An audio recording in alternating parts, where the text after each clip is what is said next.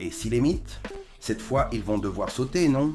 Nous avons 3 guerriers, un dieu, Achille, le fils doré de la Grèce, presque invulnérable, né d'une déesse marine, formé par Charon et animé par la rage.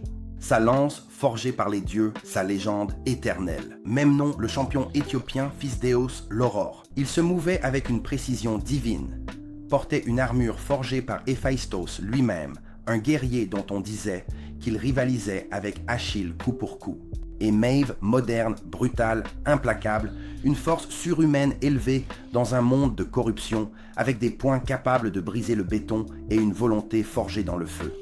Ensemble, ces trois-là affrontent Anur, dieu de la guerre et de la chasse céleste, n'est-ce pas? Une force de discipline divine et de chaos maintenue en équilibre. En Kemet, on l'appelait le tueur d'ennemis. Il n'était pas seulement un guerrier, il est la guerre, voyons cela.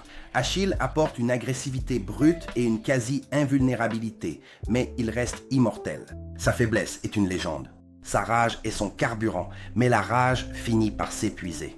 Maintenant, Memnon égale sa foulée avec une vitesse et une armure renforcées par les dieux. Il a des capacités tactiques, il danse avec la mort et il a déjà remporté des batailles de ce genre. Mais dans la mythologie, il a subi une grande défaite. Maintenant, Maeve est construite un peu différemment.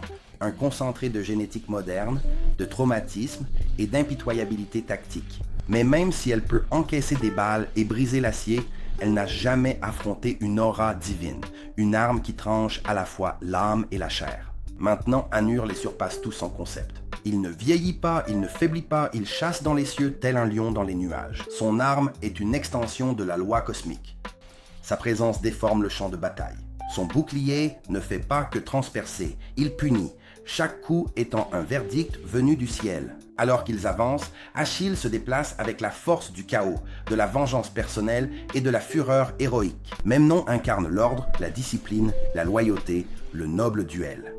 Maeve incarne la vie, une humanité brisée qui tente de combattre les dieux avec sa seule détermination.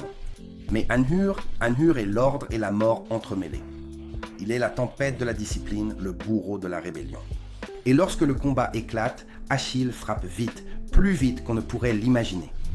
Memnon prend à revers, connaissant ses compétences, et leurs armes chantent ensemble dans l'air. Maeve enchaîne alors avec des coups de poing en onde de choc, mais Anur ne part pas. Il absorbe tout cela.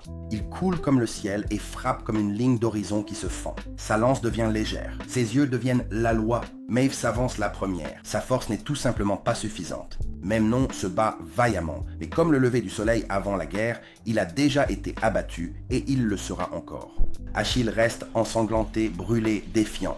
Il hurle de douleur et de gloire, mais cela ne le protégera pas contre le feu divin. Anur lève sa lance et il tombe comme d'autres mythes. Ainsi, Anur gagne avec un pourcentage très élevé. Je dis 90%. À moins que les 3 autres n'arrivent à une confluence magique pour le faire tomber, ce type va l'emporter.